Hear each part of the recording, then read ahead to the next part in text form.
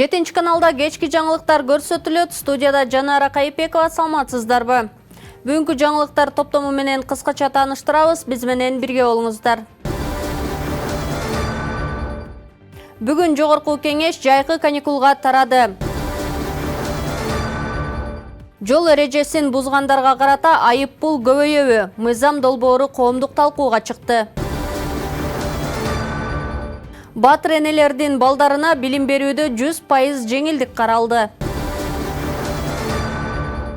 Президент Садыр Жапаров Нарын облусуна болгон иш сапарынын алкагында Актала районунун администрация башчылары жана жергиликтүү тургундар менен жолугушту.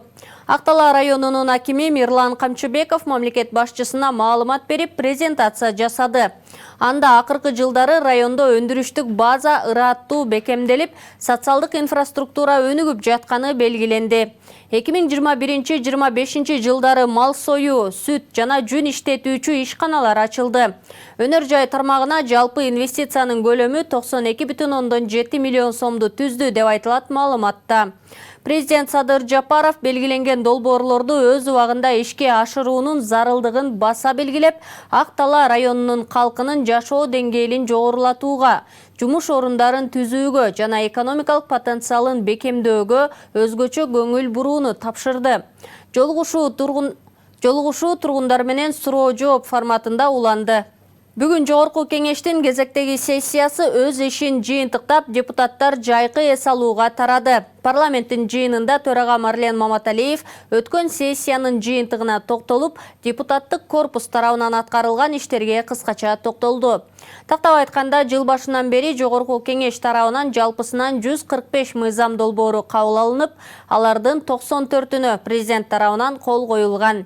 Эл өкүлдөрү жайкы эс алуудан кийин өз ишин сентябрь айында улантышат.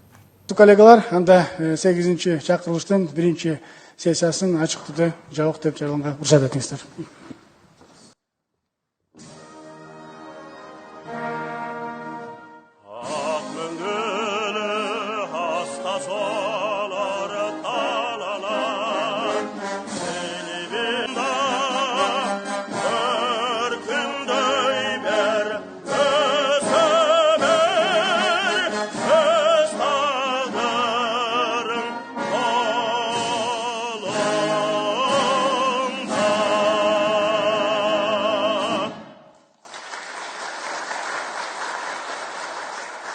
Рахмат, анда Кудай бурса сентябрда көрүшөбүз.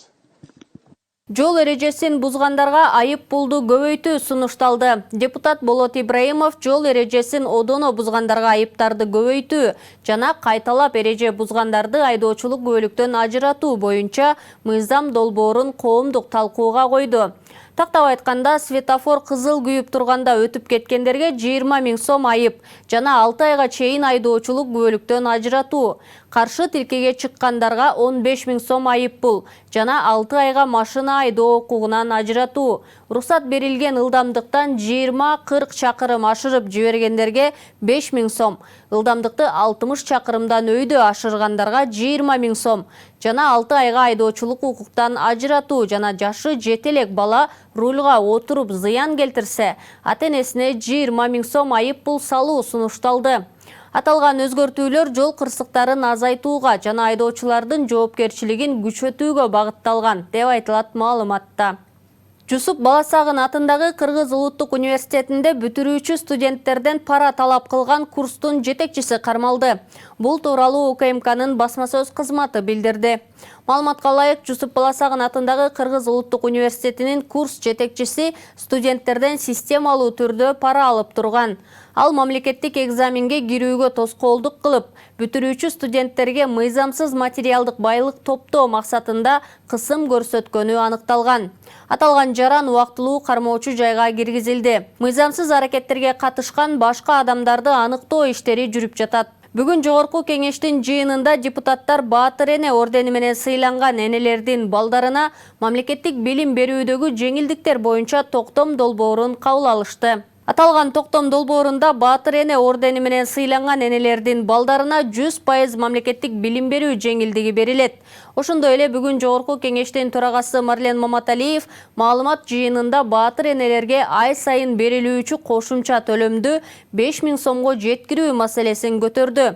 Пенсия курагындагы Баатыр энелер 1000 сом, ал эми жөлөк пул алгандар 3000 сом алышат экен. Баатыр энелерге ай сайын берилүүчү кошумча төлөмдү 5000 сомго жеткирип, каражатты теңөөгө ниеттенип жатабыз. Үй бүлөсүнүн абалын жакшыртуу үчүн жөлөк пул алып жүргөн энелерге социалдык келишим аркылуу 150 000 сом берүүнү же алардын учурдагы 3000 сомуна дагы 2000 сом кошуп 5000ге жеткирүүнү караштыруудабыз, деди Марлен Маматалиев. Бүгүн Жогорку Кеңештин жыйынында депутат Таалайбек Сарыбашев Ош-Алай унаа жолунда катталган каргашалуу окуяга токтолуп, өлкөдө сел коркунучун алдын алуу чараларын күчөтүүнү талап кылды. Эл өкүлү учурда жайлоолордо жана сел жүрүү коркунучу бар кооптуу аймактарда жайгашкан үйлөрдү азыртадан коопсуз жайларга көчүрүү керектигин билдирди. Ош-Алай жолунда каргашалуу окуя болду. Бир машина сел астында калып, 6 ошол алайлык атуулдар каза тапты да. Тилекке каршы каза тапкандардын эң кичинекейи 1 жашта болуп атат. Эми МЧС тынбай эскертүүлөрдү берип атат, бирок ошого карабастан ушундай окуялар болуп кетип атат да. Анан мен айтайын дегеним, бул эми көрүп атасыздар, бул жаан чачын көбөйүп атат да. Урматтуу президенттин өкүлү ушул МЧСке айтып, дагы тынбай эскертүүлөрдү берип, анан көпчүлүк мына жайлоолордо, сел коркунучу бар жерлердеги үйлөрдү азыртадан көчүрүш керек болуп атат да. Алдын албасак, бул дагы кырсык айтып келбейт экен. Мүмкүнчүлүктөн пайдаланып, ошол каза болгондордун үй бүлөлөрүнө көңүл айтам. Чоңчуй каналына түшүп кеткен Hyundai Sonata унаасынын айдоочусунун сөөгү табылды. Бул тууралуу Спутник басылмасы жазды. 41 жаштагы киши 21 июндан бери изделип жаткан. Ал айдап бара жаткан машина Кожомкул менен Фрунзе айылдарынын ортосунда каналга түшүп кеткен. Унаа суудан чыгарылганда айдоочусу жок болуп чыккан. Маркумдун сөөгү милиция кызматкерлерине өткөрүлүп берилди. Бүгүн Тышкы иштер министри Жээнбек Кулубаев Сауд Аравия падышалыгынын Кыргызстандагы жаңы дайындалган элчиси Ияд бин Гази Хакимди кабыл алды. Жолугушуунун жүрүшүндө тараптар саясий, соода-экономикалык, инвестициялык жана маданий-гуманитардык чөйрөлөрдө Кыргыз-Сауд мамилелеринин учурдагы абалын жана өнүгүү келечегин талкуулашты. Жолугушуунун соңунда Жээнбек Кулубаев жаңы элчини Кыргызстандагы дипломатиялык миссиясынын башталышы менен куттуктап, алдыга коюлган милдеттерди жана демилгелерди ишке ашырууда ийгиликтерди каалады. Ош-Сарыташ Эркечтам унаа жолундагы каттам толугу менен калыбына келтирилди. Бул тууралуу Транспорт министрлиги билдирет. Маалыматка ылайык, күн мурун 24 июнда саат 14:30 чамасында Ош облусунун Алай районунда нөшөрлөп жааган жамгырдан кийин Ош-Сарыташ Эркечтам унаа жолунун 58-200 чакырымында сел жүргөн. Натыйжада унаа кыймылы убактылуу үзгүлтүккө учураган. Жерине техника тартылып, жолду тазалоо жана суу жеп кеткен тилкелерди калыбына келтирүү иштери ыкчам жүргүзүлдү. Учурда каттам толугу менен ачык жана унаалар үзгүлтүксүз каттоодо. Президент Садыр Жапаров Актала районунун калкы менен жолугушууда мерчемделген долбоорлор менен таанышты. Маалыматка ылайык, район аймагында кубаттуулугу 1 мегаватт болгон наркы 105 миллион сомдук 9 булак чакан гидроэлектростанциясын куруу долбоору ишке ашырылууда. Ирригациялык долбоорлор ири инфраструктуралык демилгелердин арасында өзгөчө орунду ээлейт. Тактап айтканда 3352 гектар сугат жерин камтыган Терексай 10 күндүк жөнгө салуучу бассейнин, 10280 гектар айыл чарба жерлерин суу менен камсыз кылуучу Жаман-Даван суу сактагычын, ошондой эле 4987 гектарды камтыган Курка 10 күндүк жөнгө салуучу бассейнин куруу каралган. Кыргызстанга мыйзамсыз ташылып келген тамеки продукциясынын ири партиясы аныкталды. Бул тууралуу УКМКдан билдиришти. Маалыматка ылайык, өлкөнүн аймагында жүгүртүүгө тыюу салынган мыйзам талаптарына жооп бербеген тамеки буюмдары ташылып келип, Бишкек шаары менен Чүй облусунда унаа оңдоочу жай катары жашырылган кампаларда сакталган. Натыйжада контрабандалык схеманы уюштурган деп шектелген Кыргызстандын жараны кармалды. Алдын ала маалымат боюнча кармалган жүктүн жалпы баасы 30 миллион сомдон ашат. Тергөө иштери уланууда. Бишкек шаарынын Свердлов районундагы номер 2 медициналык социалдык эксперттик комиссиясынын кызматкерлери мыйзамсыз аракеттерден улам кармалды. Бул тууралуу УКМКдан билдирет. Маалыматка ылайык комиссиянын төрайымы жана дарыгер эксперт кармалды. Шектүүлөр жарандардан майыптыкты белгилөө жана анын мөөнөтүн узартуу маселелерин оң чечип берүү үчүн системалуу түрдө акча каражаттарын талап кылып алып жүрүшкөн. Учурда тиешелүү тергөө амалдары жүрүүдө. Айдоочулук күбөлүк алуудагы талаптар күчөтүлүп, экзамендер катуу көзөмөлгө алынууда. Жалал Абадда практикалык сынактан өтө албай калган курсанттардын саны көбөйүп, айрымдары бир нече жолу аракет кылууга мажбур болууда. Мындан тышкары буга чейин катталган пара берүү фактысынан кийин коррупциянын алдын алуу чаралары күчөтүлгөн. Теманы кесиптешим Нуриза Хамракулова айтып берет. Жол эрежесин так сактайбыз, знактарга баш ийип айдайбыз. Өткөрүп коем. Мончо бер тигнеге болсо, ачык айкын айтайын. Укук коргоо органдарына барып, арыздар жазыңыздар. Экзаменден ушул акыркысында парковкага кылатып конуска тийип калды. Жалал Абадда айдоочулук күбөлүк алуу үчүн практикалык экзамен тапшырып жаткан курсанттардын арасында бир нече жолу сынактан өтпөй калгандар арбын. Айрымдары парковкада жаңылса, башкалары жол белгилерин сактоодо ката кетирүүдө. Күн сайын өтүүчү айдоо сынагында талапкерлердин чыныгы даярдыгы текшерилет. Биринчи этабыбыз автодромдун ичинде болот. Автодромдун чети менен жол менен айланып келип, тиги змейкага келесиз, көрдүңүз. Так, өзүңүз тааныштырсаңыз.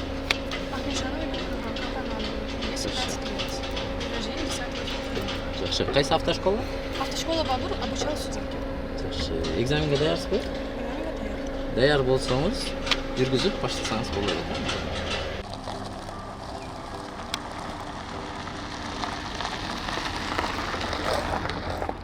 Мен Исмаилова Нафиса, экзаменге 4-ч жолу келишим.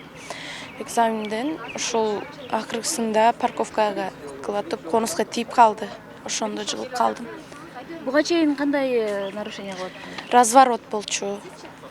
Анан эстакада болду ушундай. Ана мисалы азыр өтпөй атасың сага мына сырттан мисалы акча берсе болот экен деген сөздөр айтылдыбы? Жок, укпадым мен бирок.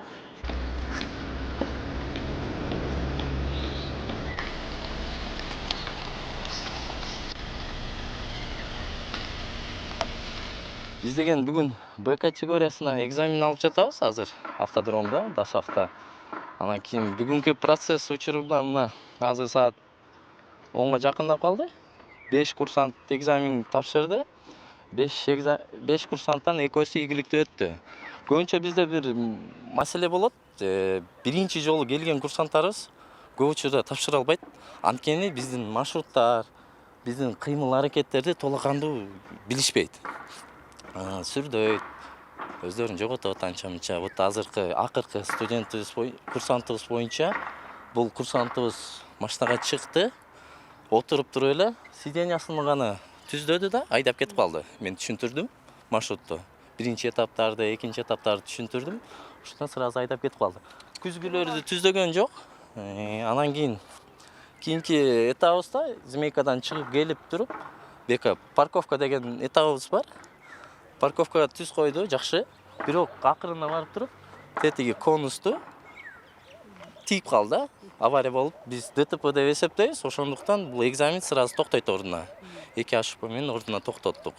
Биринчиси жеңил ошибка болгон үчүн буга только замечание берип коебуз. Аны чисто өзүбүздүн көз караш менен замечание этаптарды аткарышы менен чечиле берет.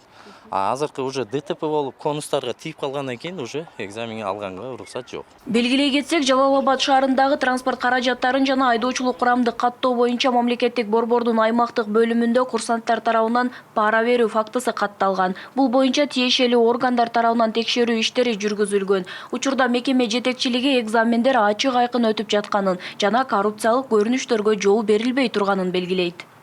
пара берүү фактысы катталды. Ошол эле курсанттар биздин адистерге пара берүү фактысы катталды. Мындай учур катталбаш үчүн ар бир курсантка, ар бир ата энеге мен айтып кетмекчимин, учурдан пайдаланып, коррупцияга жол жок. Кандайдыр бир ортодон 1,5 мен өткөрүп берем деп акча талап кылган болсо, укук коргоо органдарына кайрылып, бул боюнча чара көрүш керек. Бул не только баягы биздин ишкана эмес, ушул жарандардан дагы бизге жардам болсо жакшы болмок. Ушундай фактылар катталган болсо, тезинен укук коргоо органдарына кайрылышсын. Өзүңөргө белгилүү болгондой, өлкө башчыбыз Садыр Нуркожоевич айтып кетип атат, жол кырсыгын санын кыскартуу, кескин жок кылуу. Бул деген ушул биздин айдоочулардын сабатсыздыгынан, ошолор баягы билим деңгээли бир аз төмөн болгондон, өзүңөргө белгилүү болгондой, ошол баягы жол белгилерин билбеген айдоочулар бизде азыр көп катталып атат. Чындачы. Ошого андыктан бул жерден таныш билиш, ортого 1,5 салуу максат эмес, ошол курсанттардын өзүнүн профессионалдык деңгээлин көрсөтүп эле тапшырса, бардыгы айдоочулук күбөлүгү ала алышат. Адистердин айтымында айдоочулук күбөлүк алуудагы талаптардын күчөтүлүшү жол коопсуздугун жогорулатууга багытталган. Ошентсе да өлкө боюнча экзаменден өтпөй калгандардын саны жогору бойдон калууда. Расмий маалыматка ылайык 2025 жылдын алгачкы 7 айында практикалык сынакка катышкан 123 миңден ашуун талапкердин жарымынан көбү ийгиликсиз жыйынтык көрсөткөн. Нуриза Хамракулова, Аскар Маматисаков, 7 канал, Жалал Абад облусу. Бүгүн Бишкекте коргоо министри Руслан Мухамбетов менен Монголиянын коргоо министри Батлут Дамбанын эки тараптуу жолугушуусу өттү. Жолугушуунун жүрүшүндө тараптар кыргыз-монгол аскердик кызматташтыгынын учурдагы абалын жана келечегин, эки өлкөнүн куралдуу күчтөрүнүн ортосунда тажрыйба алмашуу маселелерин, ошондой эле өз ара кызыкчылык жараткан кызматташтыктын башка багыттарын талкуулашты. Жолугушуунун жыйынтыгында тараптар эки өлкөнүн коргоо ведомстволорунун ортосундагы байланыштарды чыңдоого жана коргоо менен коопсуздук тармагындагы практикалык кызматташууну кеңейтүүгө өз ара кызыктар экендиктерин ырасташты. Президенттин өзгөчө тапшырмалар боюнча атайын өкүлү Бакыт Төрөбаев өлкөнүн азык-түлүк коопсуздугун камсыздоо жана калкты атамекендик тоок эти жана жумуртка менен камсыздоо боюнча жүргүзүлүп жаткан иштердин алкагында Сокулук районунда жайгашкан Эко куш багуучу чарбасына барды. Ишкана 2023 жылдан бери эт багытындагы бройлер тоокторду өстүрүү менен алектенет. Өткөн жылдын декабрь айында ишканага суткалык 40 миң балапан алынып келинсе, бүгүнкү күндө тооктун саны 100 миңге жакындады. Бакыт Төрөбаевдин айтымында негизги максат иштеп жаткан куш фабрикаларынын потенциалын максималдуу пайдалануу, өндүрүш көлөмүн көбөйтүү, жаңы жумуш орундарын түзүү жана импортко болгон көз карандылыкты азайтуу. Нарында мөңгүлөрдү изилдөө, сактоо жана климаттын өзгөрүшүнө ыңгайлашуу аттуу эл аралык жайкы мектеп ишин баштады. Иш-чара Кыргызстандын тоо күн тартибин илгерилетүү, климаттын өзгөрүшү жана мөңгүлөрдү сактоо жаатындагы эл аралык кызматташтыкты өнүктүрүү багытында жол алып, үстүбүздөгү жылдын 7 июлуна чейин уланат. Билим берүү программасынын алкагында лекциялар, практикалык сабактар, жеринде жүргүзүлүүчү изилдөөлөр жана топтук долбоорлор каралган. Жайкы мектеп ишине Кыргызстан, Казакстан, Тажикстан, Түркмөнстан жана Өзбекстандан келген өкүлдөр жана лекторлор катары Бельгия, Италия, Швейцария, Норвегия, Германия, Австрия, Индиянын жана башка өлкөлөрдүн алдыңкы адистери менен окумуштуулары катышууда. Президенттин тапшырмасы менен Баткен облусунун алыскы Зардалы айылынын тургундары үчүн заманбап үйлөр курулат. Бул тууралуу президенттин администрациясынын маалымат саясат кызматынын жетекчиси Дайырбек Орунбеков социалдык тармактагы баракчасына жазды. Зардалыга электр жарыгы берилди. Уюлдук телефон байланышы менен бирге интернет туташтырылды. Аска зоолуу кыялар менен унаа жолу курулду. Мурда унаа барбагандыктан элдер ылай жана таш менен курулган үйлөрдө жашачу. Албетте андай үйлөрдүн шарты жок, эптеп баш калкалоого жарачу. Мамлекет башчыбыз элге заманбап үйлөрдү куруп бергиле деп тапшырма берип, президенттин иш башкармалыгынын башчысы Каныбек Туманбаевди жиберди. Буюрса жакынкы күндөрү Зардалы айылына заманбап үйлөр тургузулуп, жашоочулары киргизилет деп жазды Дайырбек Орунбеков.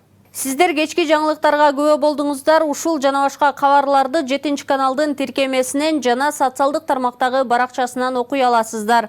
Студияда Жанара Кайыпекова жана режиссердук пультта Талас Аманбеков болду. Саламатта калыңыздар.